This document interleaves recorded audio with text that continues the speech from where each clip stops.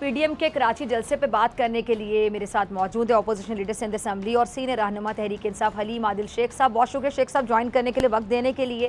शेख साहब, सबसे पहले कराची के मसाइल पे मैं बात करना चाहूँगी। पीटीआई ने कराची के साथ सौतेली माँ जैसा सलूक किया, ये कहते हुए शहबाज शरीफ साहब बड़े आपदीदा हो गए और आपने क्या दिया कराची को पिछले 3 साल में, पीडीएम पूछ रही है बार बार जलसों में। देखिए, सबसे पहले तो मैं शहबाज शरीफ साहब से कहता हूँ कि मगरमच्छ के आंसू इन्होंने क्यों बहाए। इससे पहले 5 साल इनकी गवर्नमेंट रही वफाक के अंदर, उस वक्त कुछ कर रहे थे ये लोग और हमने क्या दिया, मैं उसका जवाब दिया। तो इनके मगरमच्छ के आंसू, वो ड्रामा, वो माइक तोड़ना, ये करना वो करना, पुराना ड्रामा है उनका। लेकिन मैं कहना चाहता हूँ कि शर्मिंदगी के आंसू थे, अफसोस के आंसू थे, रिग्रेट के आंसू थे कि हमने कुछ नहीं किया। अब हम बता देते हैं, गो के 18वीं तरमीम है और जो हम करना चाहते हैं ये हमारे माशाअल्लाह साईं सरकार जो है उसके अंदर रुकावट डाल देती है। ये इशू अपनी जगह है, उसकी मौजूदगी में जो हमने किया, 3 ओवरहेड ब्रिजेस अभी तक बन चुके हैं। एक बड़ी रोड मंगो पीर से जाम चाकरो वो बन चुकी है। ग्रीन लाइन बसें अक्टूबर के फर्स्ट जहाज पे लोड हो चुकी है। इस दफा इंशाल्लाह अक्टूबर में वो रोड पर चलती नजर आएंगी। ग्रीन लाइन का ट्रैक पूरा बन चुका है, जबकि 13 साल में पीपल्स पार्टी ने और 5 साल में नून लीग ने भी एक बस नहीं बढ़ाई थी। उसके अलावा 13 साल में पीपल्स पार्टी ने और पिछले 5 साल में पीएमएलएन ने एक बूंद कराची को नहीं दिया था। K4 को वापदा के हवाले हो चुका है। K4 प्रोजेक्ट कराची में पानी के लिए मसला इंशाल्लाह हल होने जा रहा है। उसके अलावा हर पिछले साल आपने देखा 2020 के शुरू में के गटरों में लोगों को डूबते हुए देखा हमने। कराची में बारिश आने के उस वक्त से पहले शहबाज शरीफ साहब ये वही आंसू से गटरों में बह रहे थे। उस वक्त अगर वो नाले साफ हो जाते, बड़े नाले, 3 बड़े नाले 35 अरब से एनडीएमए साफ कर चुका है। इस दफा बारिश आई लेकिन ज्यादा पानी नहीं आया, ज्यादा बारिश आई वो हमारी गवर्नमेंट ने किया है। इसके अलावा केसीआर और फ्रेट टर्मिनल, ये इसमें काम जारी हो चुका है और मतलब उसको शुरू हो चुका है, जो रुकावटें दूर हो चुकी है। अब मैं बताना चाहता हूँ 10 अरब रुपए हमारे एसडीजी गोल्स के तहत एमएनएस के जरिए कराची के मुख्तलिफ इलाकों के अंदर लगे हैं। मैं बताना चाहता हूँ ये वो काम है, मतलब 625 अरब का जो हमारे प्रोजेक्ट है 1 साल के अंदर, उसके अंदर हमारा ये, मैंने आपको 5 बड़े प्लान बता दिए, एसडीजी गोल्स बता दिए, मैंने आपको नाले बता दिए और ग्रीन लाइन भी इल्तफा आ रही है। मैं पूछना चाहता हूँ शहबाज शरीफ साहब, अगर आप 5 साल पहले अपने दौर में कर लेते तो रोकाना पड़ता आपको। ये हम कर चुके हैं। इस रुकावट के बावजूद, इस सिंध हुकूमत के ब्लॉक के बावजूद जो उन्होंने रुकावटें डालते हैं कि ये तो SIGCL ईस्ट इंडिया कंपनी है, तो ये कराची को ये सब कुछ हम करके दे चुके हैं और ये सामने हो रहा है। 13 साल में एक बस नहीं, 13 साल में एक बूंद पानी नहीं, 13 साल में नाले सफाई नहीं और 13 साल में कचरा नहीं उठा, पानी नहीं दिया, गटर नहीं बढ़ गई। हमने तो किया ना इस 1.5 साल में। ठीक है।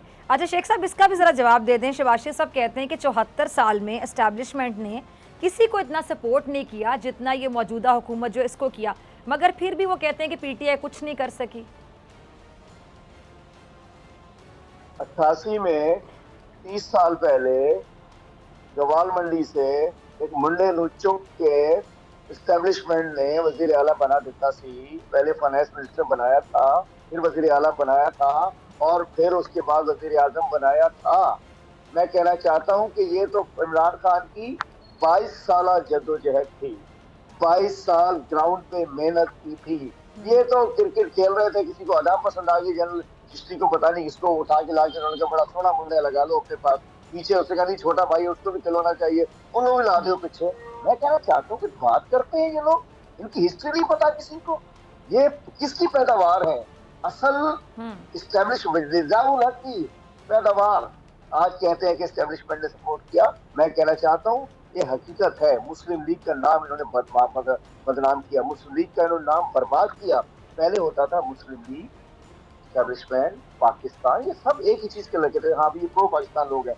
इन्होंने अगर मुशर्रफ से कोई झगड़ा था, कारगिल से जो इनका झगड़ा शुरू हुआ, उसके बाद आजकल देखिए नवाज शरीफ की तकरीर इंडिया के चैनल चल रही थी, डाल पे फिजा तो नहीं चला रही थी अपने शो में, इंडिया के तमाम एंकर्स नवाज शरीफ की तकलीफ के चल रहे थे। इन्होंने पहुंचा के चल दिया है।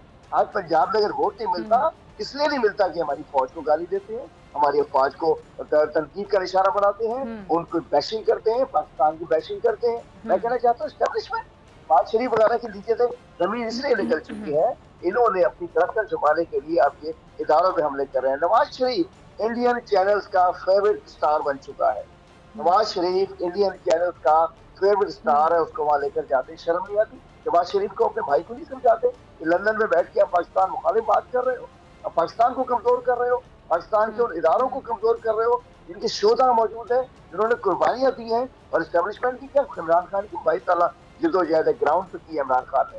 इमरान खान ने किसी का हाथ लेकर नहीं आया, पहले हुकूमत में गया, बाद में पॉलिटिकल पार्टी बनाई, पहले पॉलिटिकल पार्टी बनाई है, बाद में 22 साल बाद हुकूमत के अंदर इमरान खान साहब आए, तहरीक इंसाफ वाहिद पार्टी है। भुट्टो साहब सिकंदर मिर्जा की पैदावार, अयूब खान ने उसको पौधे को आगे बढ़ाया, उसके बाद मार्शल्लाह में जल याया के साथ मिलकर जो कुछ हुआ उनके साथ, ये सब लोग हैं उनकी पैदावार। अगर कोई नहीं है, अच्छा एस्टेब्लिशमेंट से अच्छे ताल्लुकात रखना, कोऑर्डिनेशन रखना, चूंकि फौज और अवाम एक होते हैं, हम समझते हैं कि फौज को अनुभव होना चाहिए हमारे दिफाई इदारों को। बड़ी आज अगर पाकिस्तान अल्हम्दुलिल्लाह मजबूत है, हमारा हलशान इंडिया मिस्र या हाल नहीं हुआ। हलीम आदिल शेख साहब, मौलाना फजलुर रहमान साहब जलसे में कह रहे हैं, मौलाना साहब जलसे में कह रहे हैं लोगों से कि लोगों उठो और इनकलाब लेकर आओ, इनकलाब के अलावा कोई रास्ता नहीं है। पीटीआई हुकूमत को उन्होंने कहा है कि अब मुल्क में जलसे नहीं होंगे बल्कि रोड कारवां इस्लामाबाद की तरफ मार्च भी होगा। तो शेख साहब महंगाई तो है ना, महंगाई ने तो लोगों का जीना दूभर किया हुआ है, लोग बहुत परेशान है महंगाई की वजह से। और महंगाई अगर बढ़ती रही तो फिर ऐसा भी तो हो सकता है ना कि लोग फजलुर रहमान साहब के कारवां में शामिल होकर आ ही जाए इस्लामाबाद। देखिए, मैं सदके जाऊं अपने कप्तान के कि जिसने सारों को लाइन पे लगा दिया, सब रोडों के ऊपर घूम रहे हैं। पहले तो मैं बताना चाहता हूँ पीडीएम थी 11 इसमें पार्टीज थी, अब कल ये 1 और 11 थे, 1 और 11, वो 11 वाली पार्टीज खत्म हो गई। और जो पीडीएम हुआ करती थी, कल ये सिर्फ डीएम रह चुकी थी, डीजल मूवमेंट लग रही थी, जो डीजल डाल देगा मूवमेंट चल पड़ेगी। ऐसा नहीं होता है। और वे फजलुर रहमान साहब अपने मदारिस के बच्चों को जुल्म करते हैं, जिन्होंने कल कोरोना के सफीर बन गए हैं। मदारिस के बच्चों को वो तो उस्ताद कहेगा आ जाएगा, वो इससे पहले भी उन्होंने बात कर ली है। अब ये बौखला गए हैं कि सियानी बिल्ली खंबा नोचे, आंख पता चौराहे में हांडी फूट चुकी है, कहीं की ईंट कहीं का रोड़ा, बानमती ने सुरबा जोड़ा। क्या इनके पीछे लोग लगे? महंगाई है, पूरी दुनिया में महंगाई है, पूरी दुनिया में कोरोना है, लेकिन अच्छाई भी है, तवानाई भी है, बेहतरी भी है, मुल्क भी आगे जा रहा है, हर सारे इंडिकेटर्स आगे जा रहे हैं। अगर बुरा महंगाई है तो 260 अरब एहसास के जरिए भी दिए गए हैं। एक तरफ अगर महंगाई की बात होती है, आज ही प्राइम मिनिस्टर ने चीफ सेक्रेटरी को कहा है कि निचली सतह पर महंगाई को कंट्रोल किया जाए। ये सूबों का अपना मसला है। अगर जो हमारी प्राइस कमेटीज, आपने देखा पंजाब में एक वो एसी साहिबा आई थी, वो नहीं तो क्या रौला बना था, असिस्टेंट कमिश्नर डिप्टी कमिश्नर अपने दौर से निकले। महंगाई है, पूरी दुनिया में है, कोरोना आ गया, हमारे दौर में आ गया, लेकिन अल्हम्दुलिल्लाह ये भी सक्सेस स्टोरी बना हमारे लिए। तो अल्हम्दुलिल्लाह कश्मीर में आपने देख लिया, मौलाना साहब के पीछे कोई नहीं लगने लगा। मौलाना साहब बस ठीक है, अपने विचारों की देख पकाई हुई है, उसमें जब थोड़ा बहुत कुछ मिलेगा हिलाने जुलाने के लिए। ठीक है शेख साहब, ठीक है, वक्त की कमी है, मुझे आपसे कुछ और भी पूछना है, आगे चलते हैं। अच्छा, पीडीएम से हटकर पीपल्स पार्टी और बिलावल की जरा मैं बात करना चाहूँगी।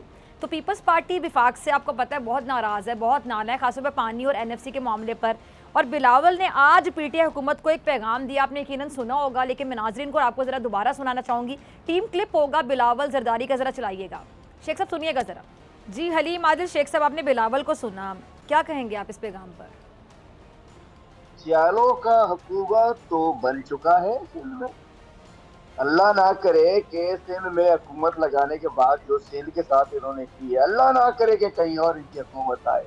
बिलावल जरदारी साहब, अगर अपने हल्के को तो बताइए, 5000 एड्स के मरीज बिलावल के हल्के में है। अल्लाह ना करे इनकी हुकूमत आए और ये पूरे पाकिस्तान में कहीं और जाए। कुत्ते से काटे हुए हजारों बच्चे इनके अपने हल्के में हैं। लाखों लोगों को सिंध में कुत्तों से कटवा दिया, वैक्सीन नहीं दी।